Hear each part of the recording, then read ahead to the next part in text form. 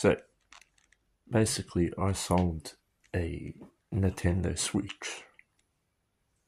You know, what do they call it? Nintendo Switch Lite console with a couple of games and a memory card and a case for it. Now,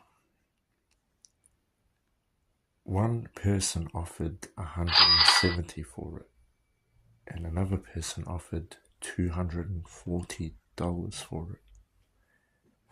But what price and offer do you think I took? The 170. And you're probably thinking, why would you take the low price? Because it's not about the price of an item. It's about who inquires about the item first.